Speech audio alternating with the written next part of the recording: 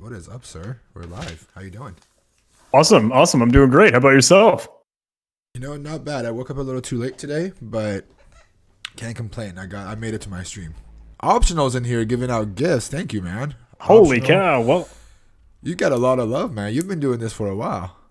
But for people that don't know you and haven't been as lucky as I am and haven't had a chance to interact with you as much as I have, tell us who you are, what do you do, and how long have you been doing it for? okay, sweet. Oh, goodness. Right in the lines then, talking about myself. I'm John Hammond. I have a silly YouTube channel where I try and showcase like cybersecurity videos all about capture the flag or programming tutorials, I don't know, events, different exercises, activities, trying to, spread awareness of, cybersecurity and penetration testing, offensive, defensive stuff. And I guess I've been doing that for maybe the YouTube channel's been around forever. Like that thing is like more than a decade old. Really? That long? You can find like my old channel and there's stuff there from like 2009, which is absurd to me.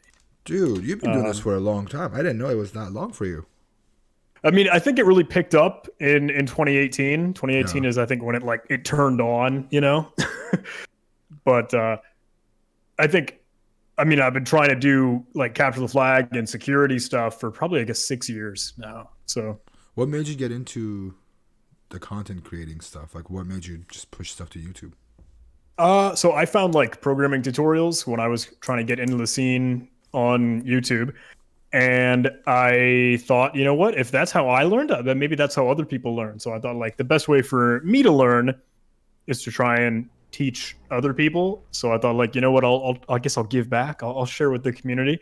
So I don't know, just tried to teach it to others and made some old Python tutorials. Do you, how long have you been hacking for, John? How long has it been? Like when did you start? Oh, I guess 2014 is when I kind of went into the mentality of like, not just make stuff, but break stuff, What made that change? So I went to one of the United States military academies, and they care much more about the security of applications. It's not just the, create things and build things, but it's sort of more of the good versus evil. So Yeah. There was an old DARPA funded capture the flag event. It was called Cyber Stakes. Okay. And we participated in that. And that was a live event, which was crazy cool because you got to meet other people and they were doing the same thing. A bunch of us nerds on keyboard. And I don't know, that just like opened the floodgates. I was like, this is really fun. I want to do more of this. Do you, did you like want to get into hacking, pen testing as like a career ever? Or was it just like it happened by chance or whatever you want to put it? Oh man. I don't know, to be honest. I feel like I did want to do it for a career. Like every cheesy kid is like, oh, I want to make video games or I want to be a hacker. Yeah. And then it starts to like slowly sort of kind of happen or come to life. I don't know. It's weird with the content creating blend, right? Because I'm sure obviously Namsek, like putting stuff out on Twitch, putting stuff out on YouTube, you also kind of get known for that persona. Yeah. So it's not always like high flying elite cyber ninja warrior stuff on the keyboard. It's also like being able to talk and present on this sort of stuff. So it's a personality, man. Like I was talking to a friend yesterday and she's just telling me how she wants to stream. She's like, yeah, she has a fun personality in video games. And I'm like, well, there's a difference between being consistent and streaming every day and having the personality to put yourself out there and really be you, or have this persona of you that, does these things. Because there's people that I know that do content. They're completely different people online and who they are in real life. And that's okay. That's a persona you put on for your fans because that's the way you interact with your fans or people that watch you. But yeah, man, it's not always fun and games. And with bounties, like I remind people, dude, I have more bad days than I have good days. And when I have good days, I have really good days that makes up for those bad days, right? Oh yeah. Did you go? It's funny you mentioned like all the bad days because something that I've been trying to promote more or discuss or at least kind of get out in the open is like, look, no one ever talks about how many times we fail in hacking. Mm-hmm. Like there is just so much fail. You're gonna be banging your head against the wall for so long. Absolutely, man. I think you're never going to even out your successes with your failures. You're gonna fail probably as 20 times as the one time you're gonna succeed, but when you succeed, it feels fucking great. Yeah. It's on a different level of like, I fucking did it. I failed for a month straight, and whatever, a month later, I actually accomplished whatever that task. But 2 months later, 3 months later, however long it takes, but it feels so fucking great when you do it. Hell yeah. Did you go to school for anything cybersecurity related? So in my high school, we didn't really have anything that Of was course. computer science, cybersecurity, anything programming related. When I went to school, college, I mentioned I went to one of the U.S. military academies. I absolutely 1,000% went to the wrong one Oh, because they didn't even have a computer science degree, let alone a cybersecurity degree. It was electrical engineering. And there were two different tracks. Like you could go on a computer track versus a systems track, okay. but it was much more oriented about signals and like digital signal processing. There wasn't anything that I use in my day-to-day life. So I don't know. I don't hold a lot of water to my undergrad. I don't know if a lot of people do, but No, dude, I used to have my undergrad degree up on a shelf. I think it's somewhere on the floor in my old office now. Didn't really, I mean, I got a degree now, but I mean, what is that degree doing for me? Not a whole lot, because right. most of it was self-taught. I learned the basics of computers. I went to computer science. I know how a computer works. Could have learned it on my own. Didn't need to spend like thousands of dollars, but it's still something to have. Someone's asking, U.S. Coast Guard Academy, were you an officer? Yeah. I am a walking doc. So U.S. Coast Guard Academy. That was me. Yeah. That was from Cyber Roflo. I wanted to know. What about certs? Do you have any certs? Do you have OSCP? I do. What you got? So boy. Okay. I have OSCP, OSCE, OSWP, OSWE. So you have all of them. You have practically any offensive security cert that's out there. It's so upsetting because obviously the current world situation that shall not be named because everyone already knows. Obviously, I was trying to go to Black Hat for offensive security's like advanced Windows exploitation class for the whole thing for AWE and their OSEE exploitation expert cert. Like it's got to be done in person, and it all got canceled. So I'm super duper bummed out. I could have at least tried for the last offensive security cert. It got pushed to next year. So. Outside of offensive security, what other certs do you have? I just wondering some of your favorite ones, if if the ones I can think of. Yeah. So I guess I'll just knock out the other crap because I have CompTIA Security Plus. I have the Python PCAP thing, like associate professional thing. Okay. I have eLearn Security EJPT, the junior penetration tester, and the professional penetration tester, ECPPT. I looked at CISP. A lot of people kind of glorify CISP. Do you have CISP? What do you have, Ben? I have 0 degrees, my friend. 0 certification. I mean, I'm wearing a eLearn Security T-shirt, but I have no eLearn Security certs. Nothing. Don gave me a pass to do any of their eLearn Security certs, and I was just like, nah. I'm just gonna.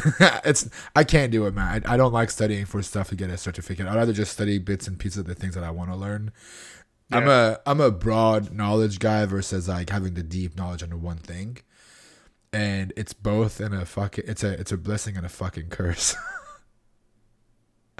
But which one's your favorite certificate? Who would you? So for people that are watching this, a lot of folks that are new, someone just said you guys are the reason I started studying for a degree in cybersecurity at the ripe old age of 49. That's not old. We'll get to that. But what do you recommend for someone that's new at any age, wants to get into certificates and get started in cybersecurity at least?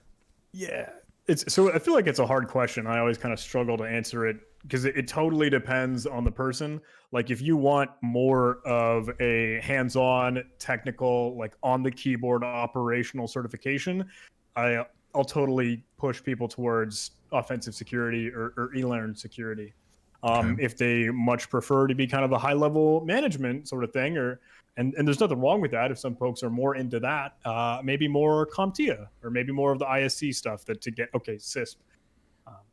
I guess I like to lean towards the hands-on applicable stuff. Okay. So I absolutely love eLearn security stuff. I know there's been a little bit of buzz lately with the whole INE cybersecurity pass thing, but I still think that theirs are fantastic and great. I'll totally, I don't know, hold the sign up for eLearn security. Yeah, I think what Don did with eLearn security was a very good move. It was a needed innovation in the cybersecurity like certificate game that's happening. I mean, offensive security was running almost everything at some point, right? They had the best certs and the most useful certs, and then the eLearn security just catches up immediately. But for someone who's a junior pen tester who wants to become, go to the next level, do you think an OSCP or any of the offensive security certificates would be useful for them? Someone who has, a computer science degree, has done some pen testing, super junior. What's next? What was the learning path? What did you do to learn is what I'm trying to get to. Like you were, you went to the academy, you said you went to the wrong academy, but you heard about these breaking things. How did you get better at it? How did you practice? What was your learning journey like? So I can start, I guess, the story there from that initial point of the cyber stakes competition when I kind of first got introduced to it. So that event was put on by folks that are in the Plaid Parliament opponing, like one of the world's greatest, awesome, like highest ranking capture the flag teams. And it was really incredible to meet Tyler Nicewander, who I had no idea who the guy was at the time, but now look back like, oh wow, I got to meet that guy. And that was kind of cool. But I remember having conversations with him like after the fact, like, look, we totally could have done a better job at this competition. Like, how do we practice this? How do we learn? What more do we do? And he said, CTF time, ctftime.org, obviously, trying to find a new game that's coming up on the weekend or something to do. Yeah. And he would just rattle off different war games. Like he talked about Over the Wire, talked about Under the Wire, for some of the PowerShell stuff, talked about Smash the Stack, talked about, what else was it? Like Micro Corruption, one of the reverse engineering ones.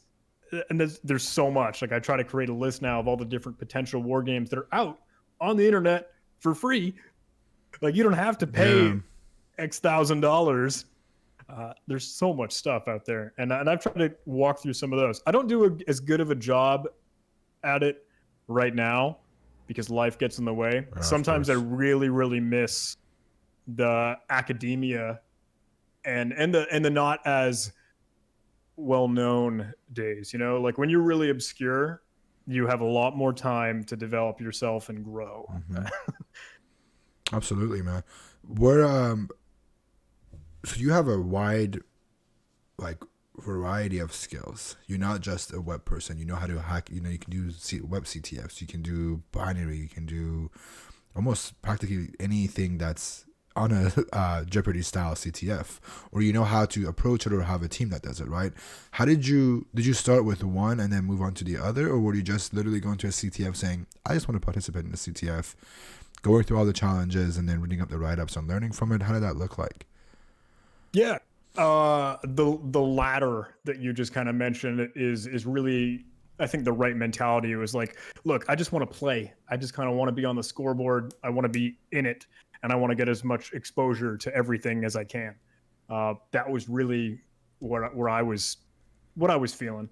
I don't think that by any means I'm like exceptional or great at all of the different categories. I certainly still super duper struggle at reverse engineering and binary exploitation. And I'm not a wizard with some Node web stuff or Java, some of the crazy cool good stuff. I guess I stick with some of the classics, but I definitely wanted to get better with web security first, because I think that's a lot more real world. Like, obviously, you put it in the frame of bug bounty or penetration testing. Like, you're gonna have that outward facing asset, and it's usually a website. So if you can poke at that, you might find some good stuff there. opinion. Someone's asking opinion on how much time and how much things you need to know to become decent at pen testing or landing a starting job. That kind of goes back to the whole like, how did you start kind of a question. Yeah. It's a loaded question. I'm gonna try and weigh in on this a little bit. I think just knowing the basics, right? Like understanding if you're going for a web pen testing, understanding OWASP top 10. Whatever you're going for, there's always that OWASP top 10 basic checklist to understand. And I think one of the things that people don't realize is the whole thing with any industry, including hacking or security, is it's a never ending journey of learning things on a daily freaking basis. It never stops. What do you think? Like, what else is there to do now? I mean, there's CTFs. What else? Yeah. CTFs, war games. There is a lot of value in like the industry certifications and professional training. Obviously, bug bounty and pen testing, without a doubt. I'm trying to think if there's really else, but those are like I always consider those like the three different paths, right? There's strict penetration testing, there's bug bounty, and there's a little bit of capture the flag. Capture the flag, I think, is very, very watered down compared to some of the others because you get some people that might poo-poo on CTF because it's a game, right? It's not real world. It's a puzzle. And sometimes I think that's maybe depending on what you're playing. But not always. Like you're really still learning problem solving skills. You're learning teamwork. You're learning collaboration and absolutely drive and determination. Like you might be stuck on and what we talked about earlier, like, okay, I've been banging my head against the wall for a month now. And when you finally get it, that's what it's all about. Yeah. What about Try Hack Me or Hack the Box kind of learning platforms? So Try Hack Me and Hack the Box are also fantastic, and I also tend to swear by them, and I hopefully show them a lot of love. They're much more penetration testing oriented, right, or showcasing more of the cyber kill chain, right? Maybe not so much different Jeopardy assortments and a capture the flag, but like, okay, getting initial access, enumerating what you've landed on, performing privilege escalation, et cetera, et cetera. And I think those are a blast. Like, you're going to learn a lot of different things, and all of them sort of bleed into each other. That's just another vehicle. That's just another vessel to learn on. So, you mentioned bug bounties a few times. Do you dabble? I wish I did more than I do. I think I poked around like the Hacker 101 CTF that you guys Hacker 1 have, and I don't know if I even got like halfway through it. I wish I could do it more. I wish I could spend more time on it, but I don't know about you, but I'm busy, dude. Believe me, I get it, man. I get it. It's hard to do your daytime job, create content, help others, and also make time for family and do bug bounties. Yeah. And bug bounties take a lot of time. But what's your take on bug bounties from your perspective, for someone that wants to learn? I think bug bounty is fantastic. So I consider that in the tiers, I guess. I could definitely consider that above capture the flag because you've got to figure out something. Like maybe there is some potential vulnerability. Maybe you actually have a bug that's in front of you that you just don't know yet. Mm-hmm. I think a lot of times, because it's going to be a real world application and like a real world organization, there will be some security there, and you will have to kind of circumvent or navigate around that. So I think you've got to do a whole lot more crazy, clever bypass techniques or evasion. And I think you've got to articulate and kind of get your payload right in a much more complex way than you might in that distilled capture the flag sense. So I have a ton of respect for bug bounties, folks, because that's a lot of stuff that maybe I can't get right. But it's the other way around from my perspective, right? Like, really, the thing is, like, hold on, someone's giving out Z Geek. Thank you so much for all those gifts, man. I appreciate you. Let me turn these alerts off because it's not going to stop.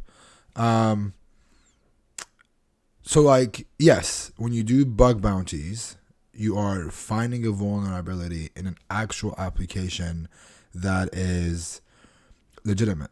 You know, you're owning a fucking company like Airbnb. It feels great. But to me, it's the other way around because these vulnerabilities were not intended to be there. You've happened to stumble upon these things, right?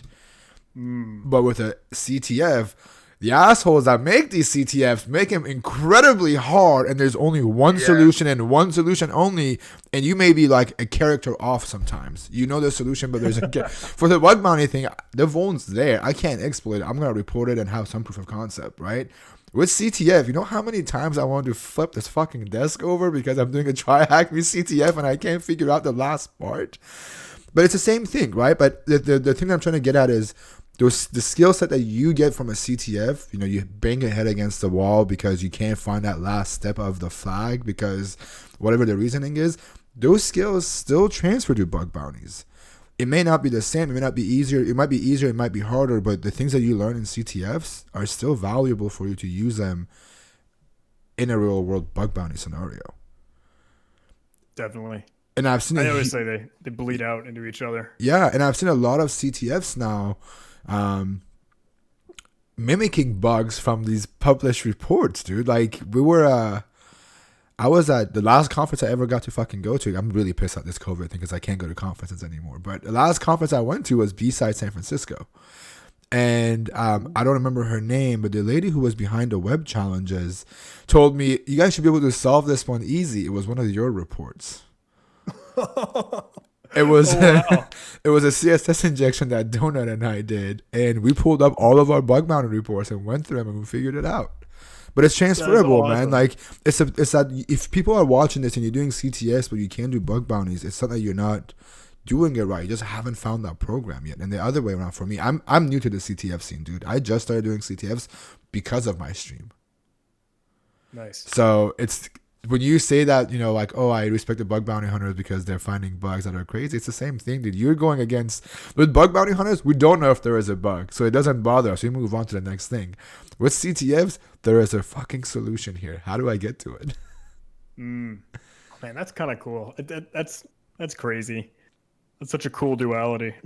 It's a cool perspective to have, man. You have the entire CTF perspective. I have the bug bounty thing. And it's crazy to hear you saying the same exact thing I said about CTFs about bug bounties. That's awesome. Nice.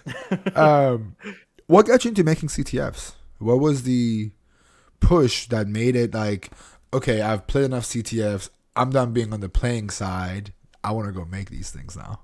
And how long ago was that? This is cool. Yeah. So give me the story. This is good. I think this will tie in a lot of the different cool parts that we talked about and can get us into some other great conversation. So we talked about my upbringing with the Coast Guard Academy, right? Okay. And the cyber stakes competition and the event in the CTF there. My team, you know, like the group, our friends, just the bundle of us ragtag hackers that wanted to play more Capture the Flag. I wanted to teach people, like I wanted to teach the new people and get them up to speed. Maybe not, okay, get them to my level. That's a jerk thing to say, but I wanted to get them smarter than this is a mouse and this is a keyboard. So we would, I would try and distill my own individual challenges and host them locally in the room to teach other team members in our cyber team. And I would build out an assortment of all these different kind of small Capture the Flag challenges, and we'd host them in something that I built like the portal. So everyone in the room could be able to play and practice those Capture the Flag challenges, and then everyone could create and do the exact same thing. It was like a really, really cool, leadership experience, right? Where we're encouraging other people to learn and encouraging other people to create and encouraging other people to share. And that was awesome. And that was a really, really cool thing to work through. Years and years later, when you and the cyber mentor are like, yo, we're going to throw down VersetCon, we're going to throw together this virtual security conference. And you're like, hey, John Hammond over here, you want to host a CTF for us? I'm like, absolutely. I already have 100 challenges built. So for VersetCon, a lot of those challenges were ones that I had made years ago. And then when we got later into NomCon and then later ActivityCon and more, we'd start to build new stuff. And slowly we filled I found some other online team members, which are incredible and fantastic. But VersetCon, our first kind of runaround was a lot of stuff that I had built previously. Man, like bringing up VersetCon, it feels like it was forever ago, even though it was just this year. But dude, honestly, you guys. So this is my first time I've actually worked with you. Like, Heath came to me, Cyber Mentor, was like, "Hey, I got this guy, John Hammond. He wants to do a CTF with us." And I'm like, first time I've ever like interacted with him. Like, okay, I don't know how these things work. Like, are these new? I had like a million questions for you. Like, you said you have 100 challenges ready, and in my head I go, has he used these before somewhere else? Like, I know nothing about CTFs at this point. I'm just hosting CTFs at this point, and I'm very grateful and happy at the fact that you did that conference with us, because it opened up so many different doors for the both of us with the HomCon, with ActivityCon. And then just beyond me learning about more CTFs and then doing the King of the Hells and, getting my ass kicked by you, which is great, opened up a lot of opportunities. Let's talk about the King of the Hell thing. Yeah. My question is, what the fuck? How did you get so good? You were in and out. Like, we couldn't even get in at some point. It's crazy cool. So Try Hack Me King of the Hill is a lot of fun, and it was an incredible like earthquake when it first got released. I don't know about others, but I think it was fun. Like, hey, this is a cool toy to play with, and then you kind of let it sit in the corner for a little bit because you've already played with it already. Hack the Box Battlegrounds like just released, and that one was fantastic and crazy cool. I played a game with a couple other friends and then got absolutely destroyed. It's because, I don't know, it's just something different. There's a different perspective. There's a way to go through. With King of the Hill and Try Hack Me, you're operating as like one individual. Mm-hmm. And with that, you've got an assortment of a box to go out and beat up. So you just got to be quick on the end map. Just got to be quick on maybe finding a vuln and then get your reverse shell. I don't know. I have no idea how to answer your question. What do you I just want to know, like, I got my ass handed to me a bunch of times. I just want to know, how do I beat you at some point? My goal was to beat you at some point. That never happened. But it's do you think King of the Hill could be eventually some sort of a hacking esports? Oh, absolutely. And I think Hack the Box Battlegrounds like really, really wants to be that. Hack the Box Battlegrounds is a different shift. Now you're on a team of 4 people. Okay. And you're not just operating as your own individual. Really, really cool. Both perspectives, both vantage points, really cool to see. But absolutely, like, CTF is a little bit boring to watch as like a spectator sport because you spend so much time like Googling and researching and nothing actually happens for hours. King of the Hill or Battlegrounds, when it's a race, dude, yeah, I feel like that could really be a kind of a cool something on stream, something with the shoutcaster, I think that'd be really slick. How does Battlegrounds work? Is it similar to King of the Hill? I've never actually done the Battleground thing with Hack the Box. So it's something that I parallel to it is Sans Net Wars Level 5, which is like a castle v castle. I don't know if you're familiar with that one or not, but so you have an assortment of boxes. You have 4 boxes on your team, and you have a team of 4 people. So you can defend your boxes, and on the other side, it's a team of 4 people with 4 boxes that are the identical boxes that you have. Oh. So when you find a vulnerability, you want to patch it on your machine and go abuse it and exploit it on the enemy machine. So it's red-blue versus red-blue. Yeah. Essentially. Yeah. Interesting. Okay. I could definitely see that becoming a little bit crazy, especially if everyone's in the same room. Yeah. And I mean, like, you've got a lot more duality, I guess, or opportunity to jump from screen to screen. If you've got a team of 4 players, like, hey, person X is beating up this machine, person Y is beating up the other, that could maybe be hacking esports. Yeah, man, it'll be very cool if we can get hacking to eventually turn into something similar to esports. I mean, I think it's fun. I mean, so I look at like our little community, right? you and me and other content creators. It's funny that we all kind of bring our own stuff to it. I think it's budding, it's growing. Like that's its own community for sure. I think it's still very, very new. This is where we were, like right now we're where we were with like Counter-Strike years ago. That's true. Yeah, that's a good point. Like legit, man. Like people were doing esports with Counter-Strike. People didn't know how that worked, and then new game came out. We have King of the Hill, we have Battlegrounds, and then all these other CTFs are coming out, all these new platforms that are coming out. I really hope at some point. There's one of the reasons that I personally stream is to make hacking a little bit more mainstream, to show that it's not always a guy in a black hoodie with like the fucking Matrix in the background. Break that stereotype.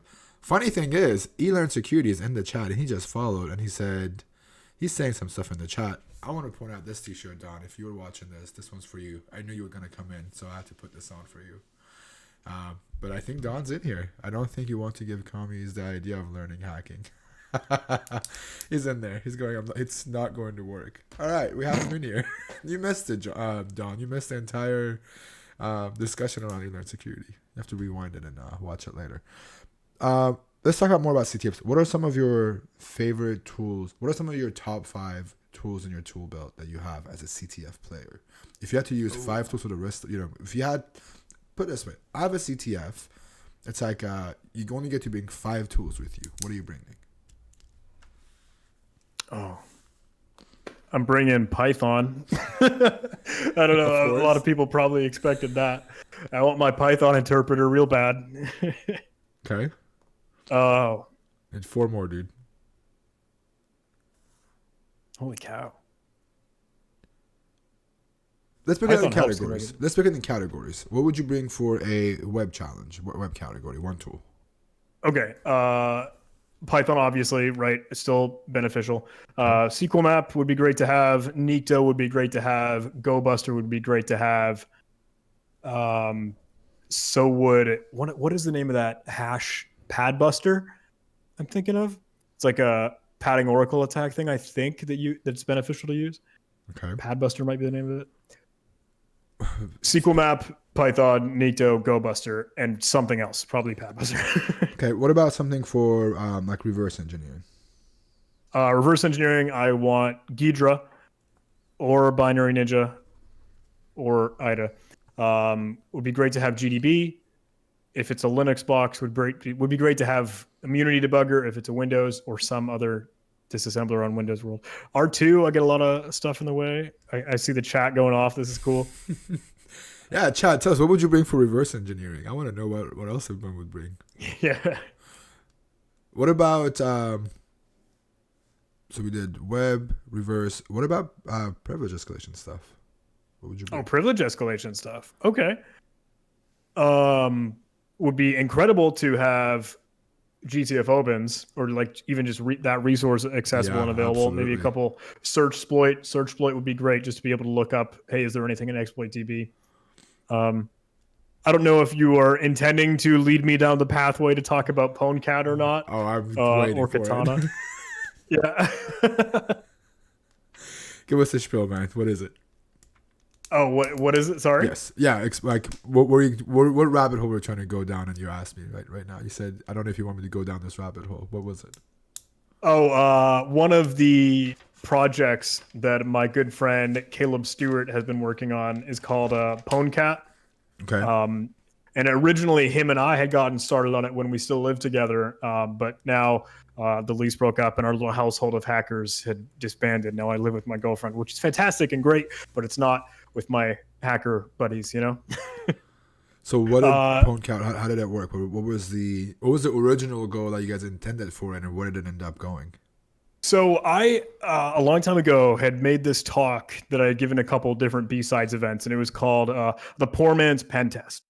And it would use stupid, like, send keys automation. So it would be as if you were typing on your keyboard and you were able to interact with a reverse shell that you had gotten in a scripted sense, because it's like you're typing the keystrokes already for you. Because getting on a reverse shell or getting on a target, it's not like you could always easily script everything that you've done, because you'd have to bring the script in or make it specific to that actual target, whatever the case may be. So Poor Man's Pentest was meant to automate some of that or make that a little bit faster by automating the same normal stuff that you do to try and stabilize your shell or bring in an enumeration script or just look for things. And that was lame and primitive and basic and not that good. So Caleb at one point had some simple proof of concept that like, oh, you could just write a Python script that will automatically stabilize your shell if you get a reverse shell. And he thought that was kind of neat and it was cool and it was a tiny thing. And I remember asking him that day, like, wait a second, dude, do you have like programmatic, like a functionality where you can automate the command sent to the target? And he's like, yeah, you can send it whatever you want. And I'm like, dude, you could literally automate whatever you want. You could make the victim, you could script the target without ever being on it before. And he was like, oh, I mean, I guess you're right. He's just very relaxed about it and he's just freaking out happy about the things that he's accomplished. Yeah, because like, okay, that means we could automatically stabilize the shell, which is a tiny basic thing, but you could upload and download files through the same connection socket that you have. Yeah. You could automatically enumerate and look for set UID binaries, look for common weaknesses, look for misconfigurations, look for passwords, and then actually perform them. Like, okay, you want to exploit the set UID binary? Do you want to run this sudo command where you can get root? And it'll just automatically do it. So he's been building that out, and I started to tinker with it at the beginning with the GTF Obins functionality. But he is cranking away and making the thing incredible. It's like its own Metasploit in a different sense, and hopefully we'll get it over to a Windows target and not just Linux targets really soon. But it's cool. It's a lot of great thing to talk about and develop. Are you guys still actively maintaining and updating this project? Yes. So if you go to github.com/Caleb Stewart/Pwncat, PWN cat, that's what we've been tinkering on. But Caleb's a genius. He's the absolute mastermind. He's way smarter than me. I think someone just linked your video for a Poor Man's Pentest automating the manual. Is that you? Yep. Cool. Thank you. I just dropped it in there. Chat, if you have a link to the repository that John just dropped, go ahead, do me a favor, throw it in the chat. Mods, if you're around and can do it, that'd be awesome. Let's go back to the topic of the tools. Which, by the way, sure. I'm gonna have to try out Pwncat at some point, or maybe you can show me how it works at some point, so I can skip the setup parts. But we talked about reverse engineering web apps. What about mobile? What would you bring for a mobile category? Oh, JD GUI or like JADX or some of the JHDX. I don't know which one specifically, but it'll decompile an APK. Yeah, Dex2Jar and that sort of tool. Yep. Yeah. Okay. What about iOS stuff? What about iOS stuff? I am completely clueless in the iOS realm. I'll be deadpan honest. I have no idea what to do. Same, man. Same. Don't feel bad. iOS is a very unfamiliar territory for me too. What about for stuff with Stego? What would you bring then? Oh, Stego, StegHide, right? Obviously, zsteg, stegsolve.jar. StegCracker in case they try to brute force anything with StegHide, but we could automate that with Python, right? What else? Those are the big ones. A lot of people give a lot of flack to the steganography challenge category. I mean, rightfully so, because it could very well just be guessing what the author used or what they were thinking, and that gets a lot of dislike. I mean, it's a part of the game, though. It's you can't. It's a part of the game. You have to do it. It's, you go to a game. There's going to be different levels. You're not going to like some of them. You're going to love some of them. What about forensics? Strings, strings, everything. Volatility is fantastic. I've seen some stuff like Reg Ripper to get like Windows registry pulled out. if you need to dive into like access data, like FTK imager and stuff to like, okay, peel apart the file system in a same way, if that's applicable, volatility and recall are really, really great for that. Sometimes you might see like in PCAP stuff in the forensics category or like networking. So obviously Wireshark, TCP flow is really good for reconstructing some of that stuff. There's a lot. I tried to put together a resource on my GitHub. It's CTF-Katana. And it's a document that showcases a lot of different tools and maybe when you could use them. So, what are some of your what is your favorite CTF category that you like to do? I tend to like web, and I also tend to like, it's weird, miscellaneous, I guess, or like sometimes if it's scripting or sometimes if it's programming. If it gets me into like a Linux command line and I'm interacting with some like funky idiosyncratic computer flaw, or I try to put these into my own miscellaneous categories where you're doing more red team pen test oriented stuff. I don't know if there's like a strict category for that, but when you get to make it more of a pen test style thing, or like a try hack me gimmick or a hack the box gimmick, I like those. I think those are fun and neat and can actually be really useful. So I'm trying to think of how to follow up this. What is the scripting thing? I don't understand how it works when it comes down to CTFs. I know you did one for HacktivityCon when we were doing it, and you were excited about it. What does the scripting category really entail? Like, what is the objective in most cases for someone who's never done it? A lot of the times, when you have a scripting category, you have a programming category, it's like, okay, can you prove your chops in some process that you're trying to work through?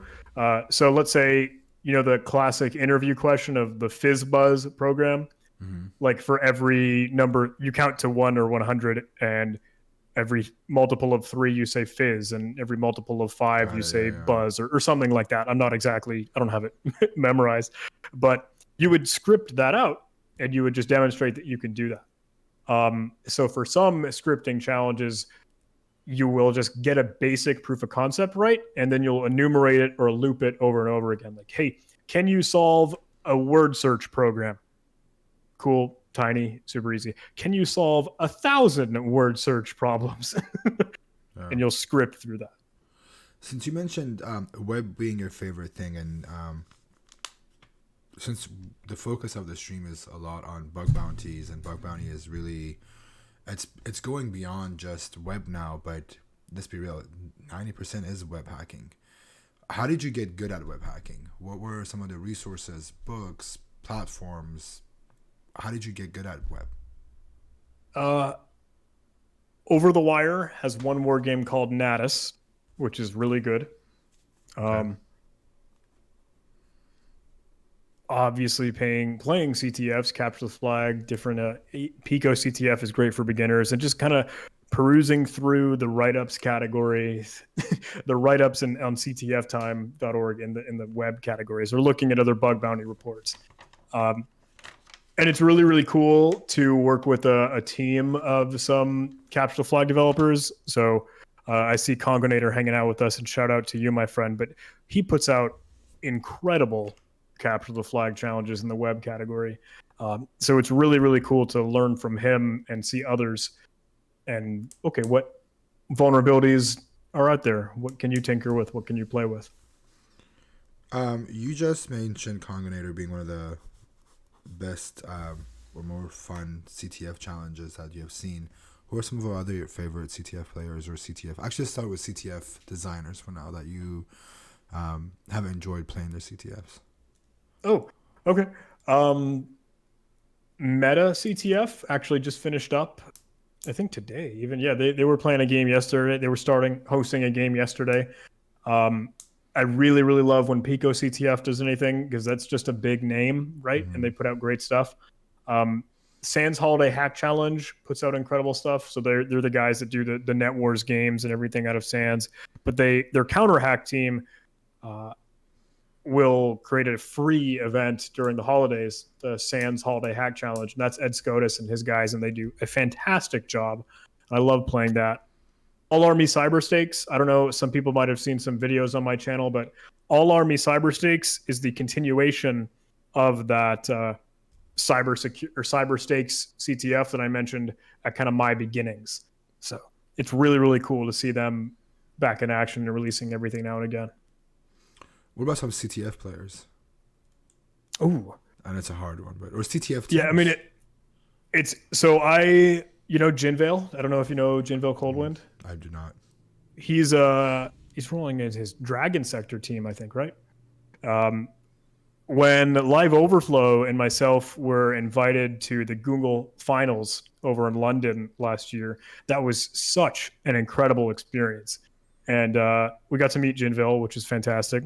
And we got to meet all these other teams that were playing in the top like Google Finals CTF. Yeah. So Payson was there, A0E or AOE was there, Tokyo Westerns was there. I could think of more, but the name's escaping me. Just Cat the Flag, I think, is in there, or Cat Get Root. Just Cat the Flag. That's good. That's gold. But that was fantastic and really, really cool to see some of those. And they're at a whole nother level. I have nothing compared to them and their smarts. Someone just linked someone in the chat. Let me see if I can. Twitter, is that Jinville? Oh yeah, I know Jinville. Yeah.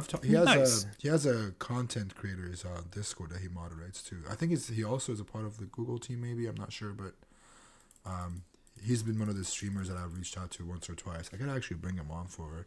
So I'm trying to bring on beyond just web hackers and bring some CTF players onto the stream. I think he might have to be the next person. He's a genius. He's incredible. Well, so we talked about CTFs. We talked about OSCP and all the other good certificates. What is your advice for people that are? I know we talked about this a million times. It comes coming up, but I always end this stream with this question of, what's your advice for someone who's just watching your interview, whether it's right now, it's a VOD later. What's your advice for someone who wants to get into InfoSec? To get through and get by with the day-to-day hurdles of trying to learn and make some progress with their learning.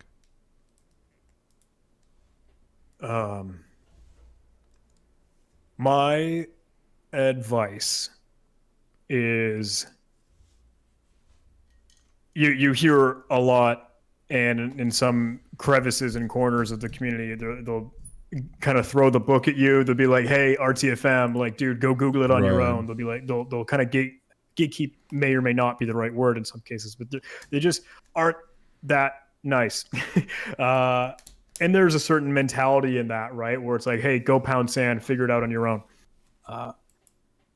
That's rough and really hard to hear.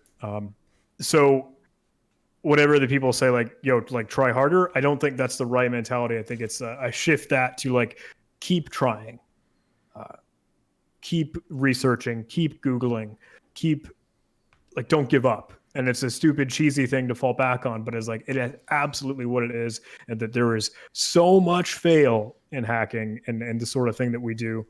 Like, the reason that if you don't get it right, if you feel like you don't get the solution, and then after the fact, like, okay, maybe after the event is over, after the CTF ends and you read the write-ups, and you'll be like, oh, dang it. I remember I had that idea, but I thought it was stupid and I didn't try it. And then you're just kicking yourself because you're like, hey, I could have had a solution, or I could have found the bug, I could have found the vulnerability, all because you just didn't try it. Keep trying, keep Googling, keep researching, just try literally everything you can think of, and a solution might slowly start to show itself. Stupid cliche, I know, but that's how it works, man. It's what it is. Genuinely, it's what it is. There's countless times, I'm sure you relate to this, that you've probably said the same thing for hours and you've Googled it so much until you've figured it out. The other thing is, I don't know who said this years ago on Twitter, but it was like, I read everything I can, not because I can understand it, but it's just like that one time when I see something similar, I could be like, I've read this before, I go look up that write-up, and it gives me an idea, or gives me the solution in some cases, on whatever I'm dealing with as far as hacking goes. That's great advice, man. I think that's one of the most common ones that I get from everybody that comes on the show, but it's true. Yeah.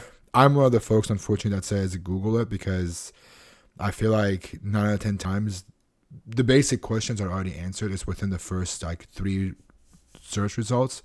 But there are those things that there isn't a solution for, and I may have just known the answer because I've had the experience of dealing with it on my own. Yeah. So usually, I end the so I bring a lot of bug hunters onto this, and I ask them bug hunting questions. But I have to do it differently with yours.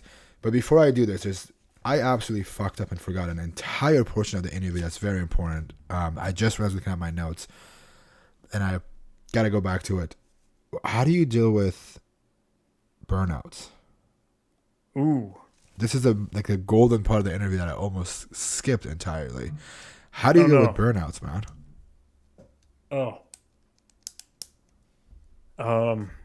How do I deal with burnout? I don't know if I do. Like, once I get stuck in the rut, I'm stuck there forever.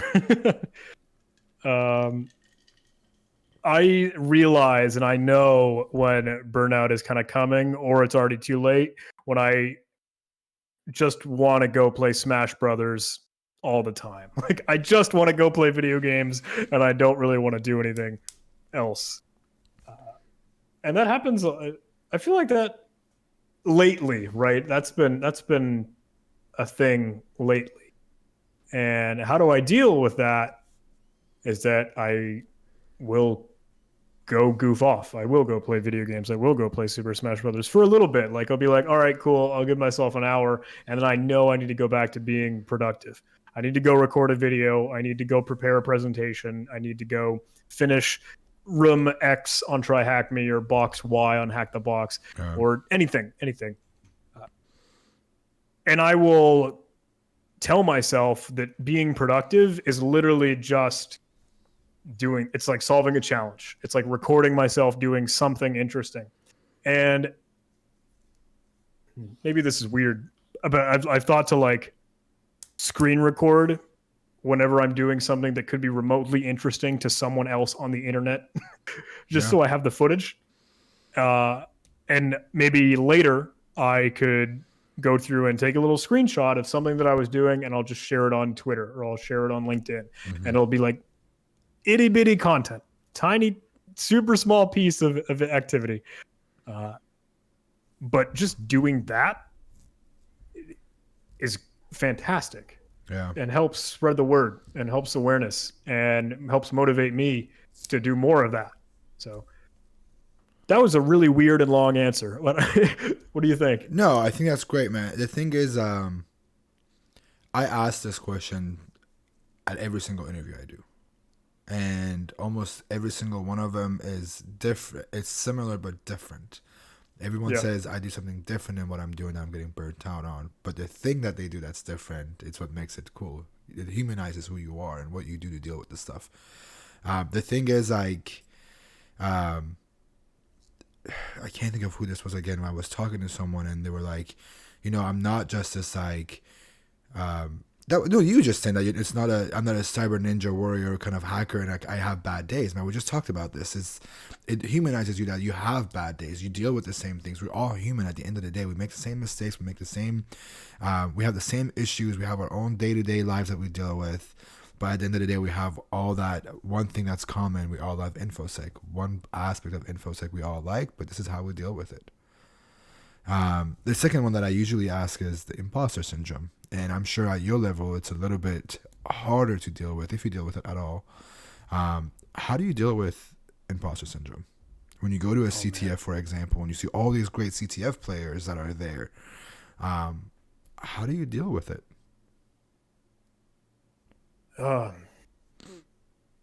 I feel like I get whacked in the face with imposter syndrome a lot. Especially when we look out and kind of, it's funny because you see our community, right? And you see other streamers, you see other producers, you see other hackers, and you're like, hey, they do a really great job. I wish I could be doing something that great. and there are people that like I'll look up to, but also there'll be people that like, hey, I'm a little jealous of, and there'll be people that I'm like, hey, I want to be at their level. Mm-hmm. And obviously, social media does not help that Not at whatsoever. all. Nope. uh, when when I realize that I'm kind of struggling with imposter syndrome and that like I don't exactly measure up to even what I want myself to be, uh, I'll try and go be productive. I'll try and go read write-ups at the bare minimum. Maybe that's at least something productive, even if it's a passive in osmosis thing, or I don't know. It's funny. I'll go back and forth because when I get my imposter syndrome, I try to go make myself do something, and then I get burnout, and then I go back to my imposter syndrome. I mean, It's it's a reality of it, man. Like, I have people that come on the stream and say I don't deal with it. Good for them, but I feel like 99.9% of us deal with imposter syndrome. It doesn't matter if you deal with imposter syndrome or not. It's just a matter of how you deal with it. It's just to remind you that you have put as much work into what you're doing as the other person has. You know, with other people that are good at it. Everybody starts somewhere, right? And you get there eventually. So it's great to hear how others deal with it and how they go through it. When you got into CTF, did you have any mentors that directly or indirectly helped you get to where you're at? Or was it just you on your own, learning and reaching out to people? I don't think I ever had like a formal mentor. I think there were a lot of people obviously in the industry that I would kind of look up to. Ed Scotus is probably that guy in my head, and that's a total completely from the distance. Like, I think he's a really sweet and really cool and really great. And Ed Scotus is a SANS instructor, and he has his own thing with CounterHack, and he's the one that produces all those. But I really love the way that he teaches, and I love the way that he encourages people and motivates people, and I know that he's skilled on the keyboard. So he was never a mentor, but he's certainly one that I admire.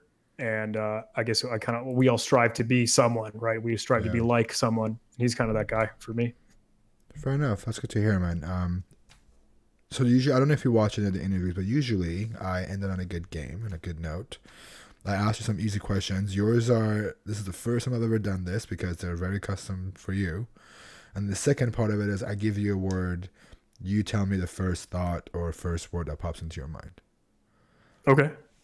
So let's start with the questions. Do you remember the first CTF you ever participated in? Yes. What was it? That was Cyber Stakes, the one we talked about today. Do you know what your first flag was that you got? Do you remember it? Oh, no. I don't think I do. No, go ahead. I was trying to think. There was one like event called Breaking Binaries, and you would just have to like try and get a seg fault in as many binaries as you can. And that was the thing, like, hey, you just hold down the A key on your keyboard, and then if it dies, you get a flag. that I guess. What is your? Do you remember the first CTF that you won? Like you ranked in the top, or first place at least, if you want to go down that route. I do. I remember what it looks like. I don't remember the name of it. It might have been an old school like junior CTF or something back in like 2016 or 2015. I do remember seeing it on the scoreboard, and it was an online CTF, and we're like, what the heck? This never happens. You never win an online CTF. But I think it was a small one, a baby thing. I do remember that. Yeah. What's your, do you remember the first CTF you ever organized? The first CTF I ever organized were the local stuff within the laboratory of the Coast Guard Academy.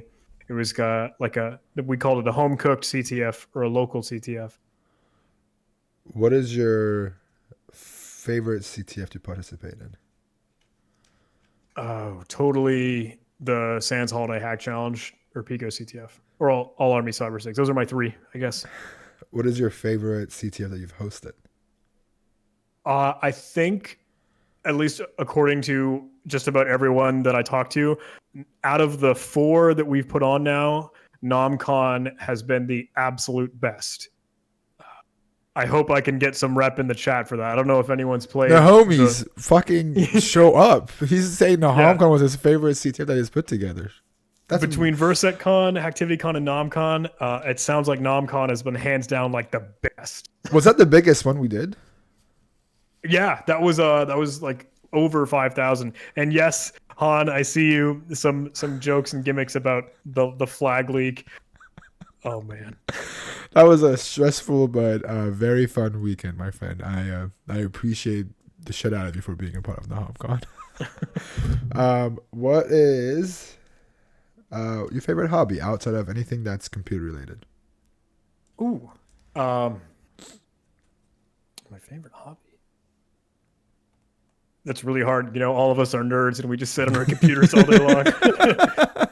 I like to go out and take a walk. I like to go hiking and just kind of be outside and chilling, just walking and having some fresh air. Talking with my girlfriend. I like to walk.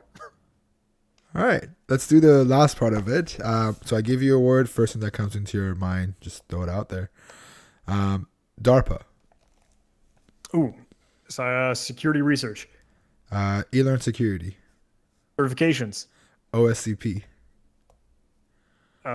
Elite hackers. This is weird. Try hack me. Ben, the CEO. Ben, he's a great guy. Such a nice guy, man. I cannot. He's such a great guy. If you're watching this, Ben, I hope you're watching this. This one was for you. I was gonna say his last name, but I was like, hang on, I don't know if I should. Yeah, let's practice some OPSEC for today. Right. What about Hack the Box? Ooh, elite, cool, IPSEC. King of the Hill. I think of the art. I think of the logo whenever I think of King of the Hill. Battlegrounds. IPSEC. Caleb Stewart. The mustache. you know. CTFs. I think of CTFtime.org. I think of the little stupid ESPN logo at the top. What about CTF Time then? When I ask, CTF Time itself. Yeah, just the website. I think of the whole layout of the website for some reason. All right, these are gonna be my favorite ones. Ready? VersetCon. Oh, the logo and hanging out with the Cyber Mentor and you. NahamCon. The cheers at the end.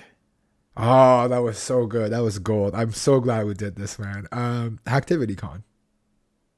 Oh, so that was when I was in New Orleans, and it was extremely anxiety-inducing. Oh, I'm so sorry, man. I am so sorry that played out the way it did, but I'm so grateful that you guys were a part of that. I appreciate it so much. I think that's all the questions and words I have. Anything you want to add before I let you go? Anything you would like to say, or any jokes, puns, word of wisdom you want to share with us? I got nothing. I got nothing like earth-shattering or crazy. It's just been really, really great hanging out with all of you. I see in the chat rollerblading. Thank you, Kate Volk. Yeah, I also do rollerblading as a hobby. They got me on that one. It's just incredible to see everyone chatting and throwing in some love and saying hello in the chat. So I'm extremely, really grateful to be hanging out with everyone. And thanks for just having me on here, Nomsec. This has been a lot of fun. Yeah, man. Well, thank you so much for joining this. This is the first time I've done an interview that's really focused on CTF players or who that are in part of the CTF community. But I get a lot of questions about, hey, how do I do this with CTFs? You know, and so I've made it a point. I bring 7 guests for every season, or 8 guests, whatever that number is, and I want one to be about CTFs, and this was great. Hopefully we can get IPSEC, optional, a few other folks that also do CTFs up here, and see how they think. But thank you so much, man, for being a part of this. I appreciate you. Someone's asking, when is the next event? Soon. Just give us a little bit of time. I got to talk to John and make sure he's open for it. But I'm planning something cool, but it's still in the planning stages. I just got to top NahamCon. After what we did with NahamCon, it's going to be very, very hard. Yeah. But thank you, man. I appreciate you so much for being here. Thank you again. And I look forward to seeing all your new fun CTFs and all your new content. Thanks so much. Take care, everyone. Thanks, man. We'll Talk soon. later. Bye. All right, that was John Hammond. If you don't know who John Hammond is for some god-awful reason, please go ahead and follow him on Twitter, on YouTube. Let me actually drop his links on here. Don't leave just yet. Don't leave just yet. I got to drop some links for John Hammond in here. Let me do this, and then YouTube. His YouTube channel is gold, so make sure you go and subscribe. There is his channel. Here his Twitter. Yeah, make sure you go. This is one of the absolute most favorite interviews. I'm a big fan of John. I'm trying not to fanboy as I interview him, but it's also bringing on someone that it's in an industry that I don't know anything about. So it was great hearing from him. That was really, really cool and awesome. I think that's it for today, chat. Should we go raid somebody else? If so, who are we raiding? I need some help, chat. Who are we raiding? Who's online right now? Let's see. Twitch. I don't know. You couldn't help have a big smile while talking to him, but he always makes me smile. I don't know what it is with John's energy. And the energy that he brings in puts a smile on people's face. I feel like I think it's matching that energy. But yeah, it was fun seeing him on here, and I'm glad we got to do this. Someone's doing Major League hacking.